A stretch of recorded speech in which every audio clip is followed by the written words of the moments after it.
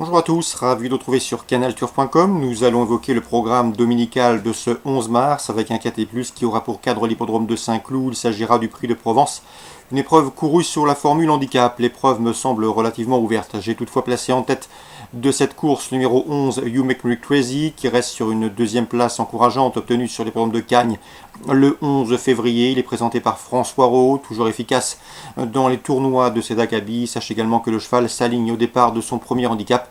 Il me semble bien situé sur l'échelle des poids et devrait donc jouer un bon rôle. On lui opposera le numéro 8, Go Fast, qui reste sur 2 victoires, dont une obtenue devant You Make Me Crazy, notre favori. C'était le 11 février à Cagnes. Ce jour-là, une tête les séparait. La revanche est possible, le 11 et le 8. Ensuite, je retiendrai le numéro 9, Berjou, qui n'a jamais terminé plus loin que 6e en 16 courses courues et compte déjà 10 podiums. Il a également pris la 3e place d'un quintet disputé courant janvier sur le sable. Dans ces conditions, il devrait une nouvelle fois répondre présent. Le numéro 1, Allakovia, a bien fini pour se classer 6e d'un quintet disputé fin janvier à Cagnes sur le gazon. Une confirmation est ici attendue. Le numéro 12 dans cette épreuve, c'est Mon Monde qui avait gagné un handicap à Lyon-Paris au mois de mai l'an dernier, qui pour sa course de rentrée après 7 mois d'absence a pris une encourageante 3e place à Cagnes. Une confirmation est là attendue. On retiendra également le numéro 16, Lodi, 4e d'un quintet à Cagnes courant janvier, 2e ensuite d'un handicap sur la PSF. Le retour sur le gazon ne sera pas un problème, il a déjà fait l'arrivée en terrain lourd. Attention également au numéro 13, Crimson Lake, qui reste sur 2 places de 2e, dans des handicaps disputés en terrain souple à Cagnes-sur-Mer, de quoi lui valoir des supporters. Et le numéro 4, c'est Trey Rush, qui me semble en mesure de bien faire. C'est une course de rentrée, certes, mais attention, le cheval est confirmé sur les pistes très assouplies. Il compte 2 courses à Saint-Cloud, résultat 2 places de 3e, 2 surcroît sur le tracé qui nous intéresse. Mieux vaut donc s'en méfier. En cas de partant, ce sera le numéro 15, Beau Papa. Résumé chiffré pour ce quintet du dimanche 11 mars à Saint-Cloud: 11, 8, 9, As, 12, 16, 13 et 4, je répète, 11, 8, 9, As, 12, 16, 13 et 4. Saint-Cloud suit du programme. Dans la première, difficile d'aller contre le 101 Stromboli, qui déjà 13 courses à réclamer pour 9 podiums et 4 victoires. Une confirmation est ici attendue, d'autant que le cheval vient de s'imposer en terrain lourd à Compiègne et bénéficiera de la décharge de l'efficace Michael Michel. On lui associera le 102, Sens des Affaires, de retour à réclamer avec une belle chance. 101, 102. Dans le prix Altipan, l'un des temps forts de cette réunion clodale, il y a une épreuve Listed Race. Eh bien, une épreuve qui peut d'ailleurs mener vers le prix de Mont-Blanc groupe 3, voire vers le prix du Muguet groupe 2. J'aime beaucoup le 501 Nice to See You, qui devra afficher des progrès sur sa course de rentrée dans le prix Saunois. Il retrouve également le tracé sur lequel il s'est adjugé le prix Tantième, courant novembre. Le 501 Nice to See You. On lui associera le 502 Miracle des Aigles, 4e de prix Tantième fin novembre sur ce tracé de Saint-Cloud. Et le 504 éventuellement, c'est Villaro qui est confirmé sur les pistes bien assouplies. 501 mon préféré, l'opposition le 2 et le 4.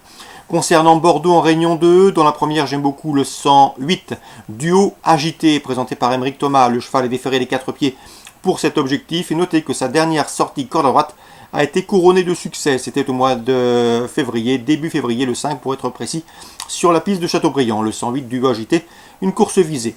Dans l'épreuve réservée au F, oui c'est bien cela, la 6e, pardon, le 600, la 6e, le 604 me plaît beaucoup, c'est Fiora de Cossera, qui est présenté par Richard William de Necher, lequel l'aime beaucoup. J'ai pu converser avec lui, c'est sa meilleure chance de la Réunion. La pouliche est irréprochable depuis ses débuts, première en débutant, 2e victoire pour sa 2e sortie publique et 2e dernièrement à Toulouse. Ce jour-là, elle a perdu un terrain considérable au départ, il faut la reprendre. Elle peut parfaitement ici renouer avec le succès, elle a la qualité, elle a même la pointure d'une course en région parisienne, au dire de son entraîneur Richard William de Necher. Donc le 604, Fiora de Coussera, chance prépondérante. Et enfin, dans la 8e, il faut racheter le 812 Vrai Tebad. Malheureux, la dernière fois à Saint-Galmier, le cheval était enfermé tout au long de la dernière ligne droite. Il n'a jamais pu s'exprimer, terminant son parcours avec des ressources. Il est confirmé à ce niveau, celui des courses pour drivers amateurs, et devrait bien faire le 812 Vrai Tebad. 3 coups de cœur pour Bordeaux Réunion 2, le 108 du AJT, le 604 Fiora de Coussera et le 812 Vretebad. Petit mot également sur Cagnes en Réunion 3 où se disputera le critérium de vitesse de la Côte d'Azur, une épreuve de groupe 1 disputée sur le mail, 1609 mètres, départ lancé, départ autostart. Le 501 Bold Eagle sera l'attraction. Le cheval n'a pas gagné depuis l'été dernier, date de son succès dans le Grand Prix de Wallonie en Belgique à Mons. Il a ensuite pris la deuxième place des prix d'été de Bourbonnais, de Bourgogne, de Belgique, d'Amérique, mais également de prix de France. Il trouve ici une belle occasion de renouer avec la victoire au regard de l'opposition. Le 501 Bold Eagle, il a déjà gagné et bien fait sur le mail, notamment l'an dernier à Solvala. Malgré son numéro 1, piège derrière la voiture, il devrait s'imposer, le 501 Bold Eagle. L'opposition, sans doute le 508 Bird Parker, pas gagné non plus lui par le tirage au sort derrière l'autostart, le 8 en dehors. Mais cela dit, Bird Parker peut se targuer d'avoir battu Bold Eagle cet hiver, notamment dans les prix du Bourbonnais et de Belgique, avant de s'adjuger plus récemment le Grand Prix de Paris sur une distance de longue haleine. 501-508 pour la troisième place. Pourquoi pas envisager le 505 Billy de Montfort. Elle est courageuse, confirmée à ce niveau et a terminé deuxième de cette course l'an dernier derrière Timoko. Donc le 505 Billy de Montfort devrait une nouvelle fois être dans le coup. 501, 508, 505, mes trois préférés pour le critérium de vitesse de la Côte d'Azur, groupe 1, disputé en ce dimanche à Cagnes-sur-Mer. Excellent jeu à tous, bon week-end et à très bientôt sur Direct Course.